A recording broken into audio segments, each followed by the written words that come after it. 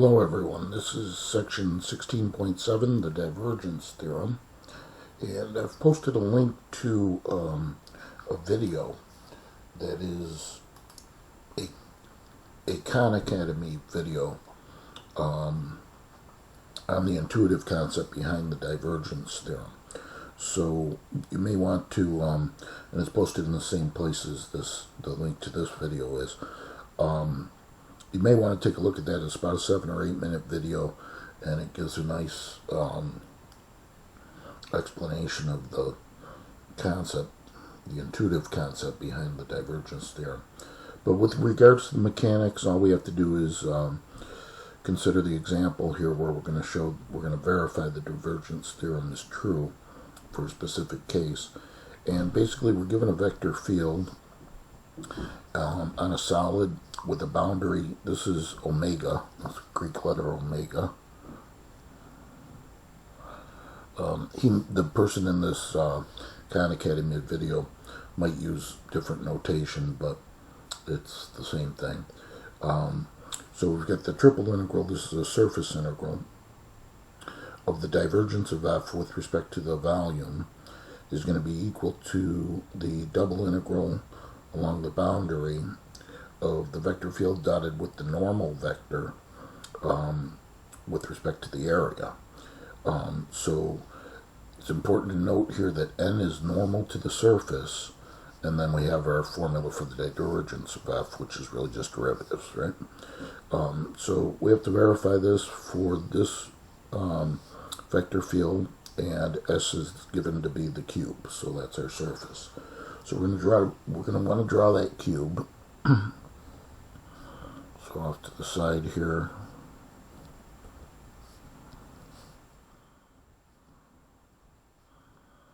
Let's draw a cube.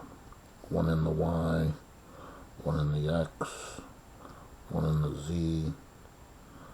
Let's see, I'll make my base first. Move this y up to 1 unit. This goes looks like about 1 unit, so that's going to be the front face. This side about 1 unit. Okay, then to the z. And that looks like a pretty good cube, right? So we've got 6 sides to the cube. Top, bottom, right side, left side, front side, and back side. So first off, to verify the theorem, let's first consider the left-hand side of the formula. And we have to calculate the divergence of f. So that, once again, I mean, the formula is right here, but if you wanted to partial of m with respect to x plus partial of n with respect to y plus partial of p with respect to z. And that's where, as mentioned in the theorem, m is the function in front of I, n that in front of j, and p the function in front of k. So we're taking the partial of x with respect to x, that's the partial of m with respect to x would be 1. Partial of n with respect to y is the derivative of y with respect to y, which is 2, derivative of 2y, which is 2. Partial p with respect to z is the derivative of 3z with respect to z, which is just 3. And then 1 plus 2 plus 3 is 6. So then the triple integral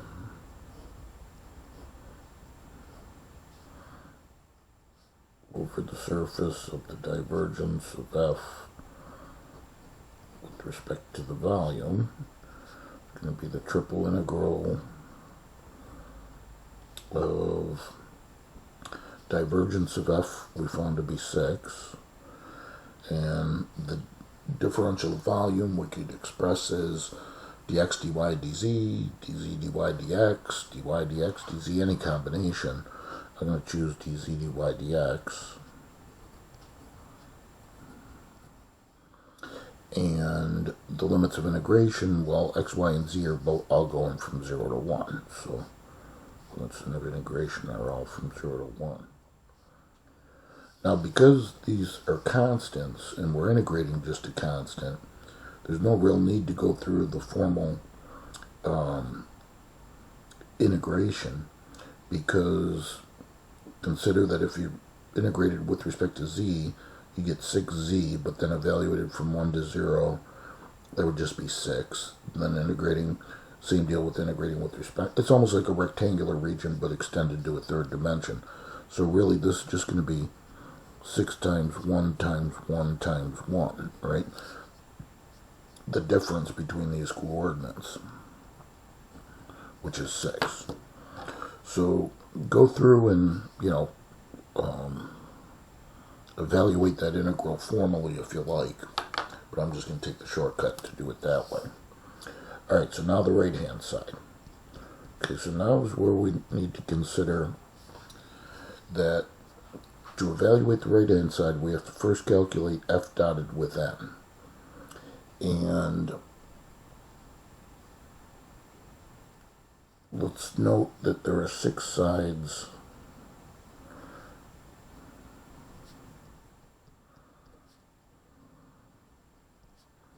to the cube. And now this right-hand side, I meant the right-hand side of the equation, okay? When I write this, I'm going to label these 1 through 6.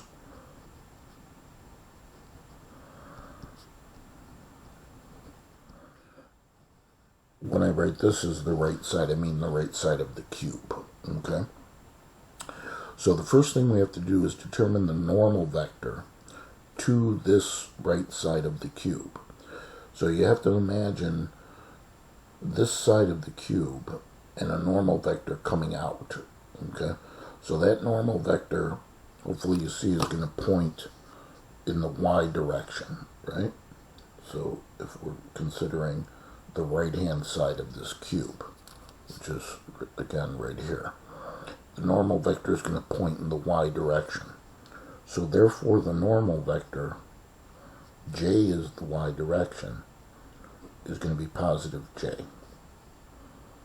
So make sure you understand that concept, because we'll be doing it 6 times, but again, look at the face of the cube and determine what would be normal to that would go in the y direction, so that's why the normal vector is j. So then if we take f dot, the normal vector, okay, now our function is here, this is f,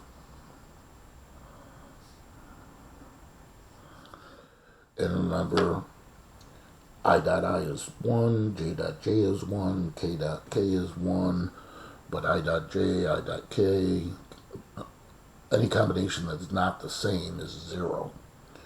So if n is j, then we're just taking 2y times 1, the coefficient here of the j, so we just get 2y. Now, at the same time, the value of y on this face of the cube, on this right face of the cube, the value of y is always going to be 1. So that's because that's a constant. That's what y always is. And so therefore, this is going to be the double integral. Okay, so we're evaluating the right-hand side. The double integral of 2y when y is 1, or just simply 2. And then we could say, with respect to the area, is either dz dx or dx dz, your choice. I'm going to go with dz dx. And both limits of integration here are going to be from 0 to 1. And so that's a classic rectangular region. So again, 2 times 1 times 1, or 2. Okay, so let me box that off. That's a part of the solution, right? We're going to add up all these sides once we're done. Okay, so that's the right side. Let's go for, let's say, the back side.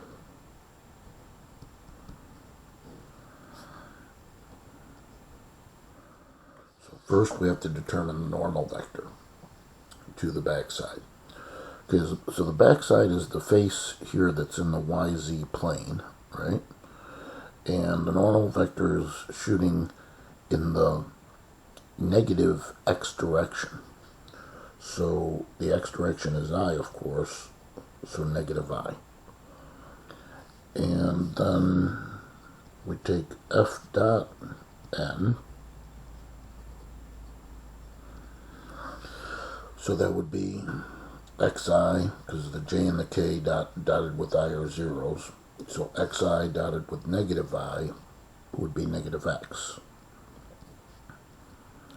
But we also have that on that face, that back face, okay, that we're looking at, the back face has an x value that's always equal to 0 because we're in the YZ plane. So the x value is always 0 in that face. So then this double integral, we're basically taking the double integral from 0 to 1, 0 to 1 of 0. Now with respect to z and with respect to y. But that doesn't matter because the integral of 0, if it's a definite integral with limits of integration, is just simply going to be 0. Okay, so I'll box that off. That's part of the solution. Okay, continuing. So let's go to the left side.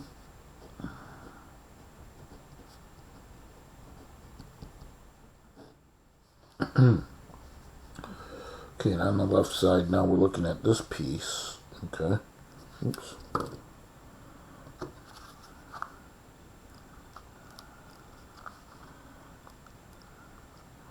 Okay, so the side here that's in the XZ plane.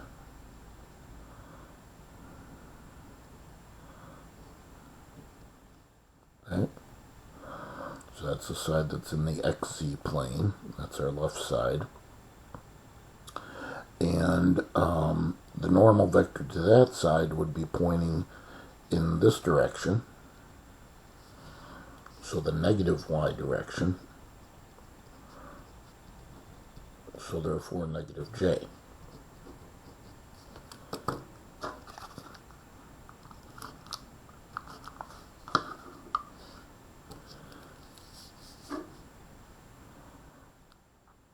I suppose you could actually say this, right?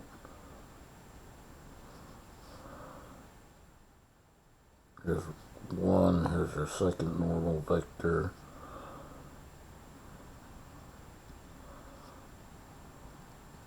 Here's piece 3.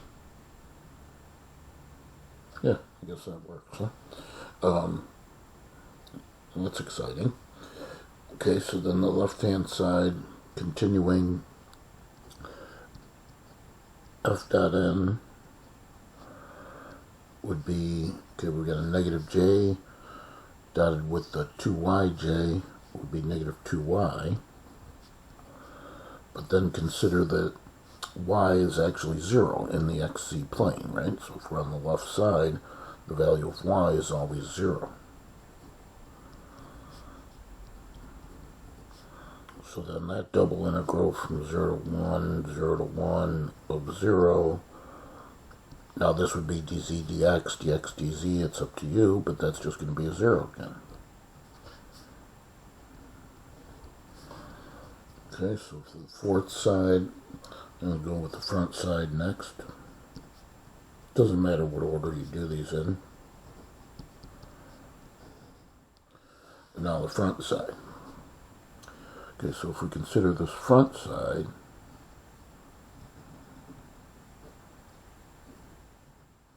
okay, then a normal vector to that. Oh, this is looking pretty cool.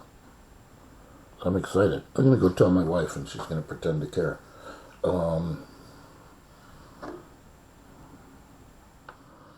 Okay, so that's going in the positive x direction. So x is I. So then calculate f dot n. So therefore we have xi dot I is just going to give us x. But now notice that the value of x, okay, on this front side, we're right here, we're at x equaling 1. So x is always 1. So then this becomes a double integral from 0 to 1, 0 to 1 of 1. And this would be with respect to the other two variables, dz, dy. And then this is truly a rectangular region, so 1 times 1 times 1 is just 1.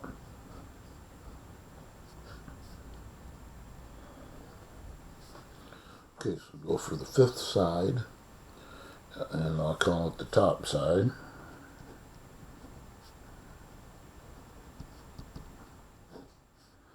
And determine what that normal vector is. So now if we're looking at this top side of this cube, normal vector is pointing straight up.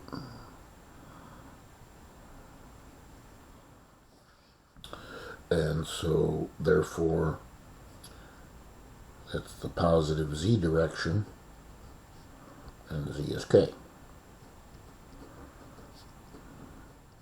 So then calculate f dot n, and that would be 3zk dotted with k gives us 3z.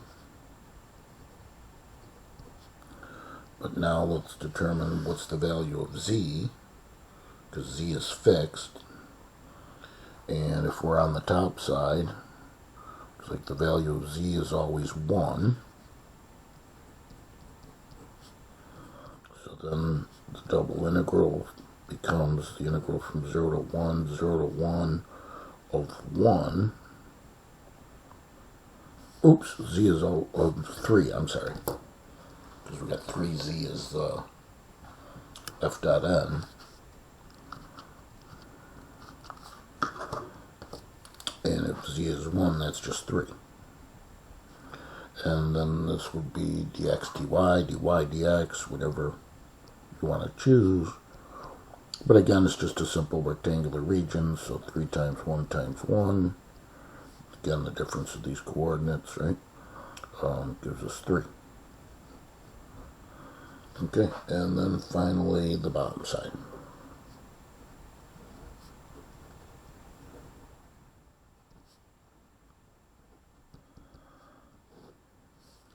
Okay, so for the bottom side, the normal vector is, okay, so now it's the base.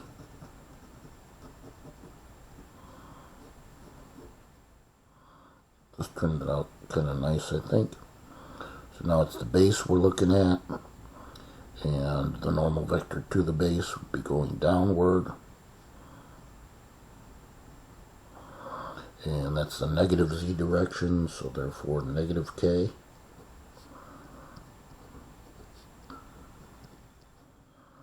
And then f dot n is going to be the 3z, that's the f up here, the 3zk dotted with a negative k, so negative 3z. But now the value of z is always 0, because we're in the xy plane, so because we're on this bottom side. So then this becomes the double integral 0 to 1, 0 to 1 of 0. And again, dy dx, dx dy, but that's just going to give us 0. Okay, so therefore we could say that the right-hand side, which is the double integral over the boundary omega of f dot n with respect to the area, is just going to be the sum of all of these pieces. So 2 plus 0 plus 0 plus 1 plus 3 plus 0, which is 6.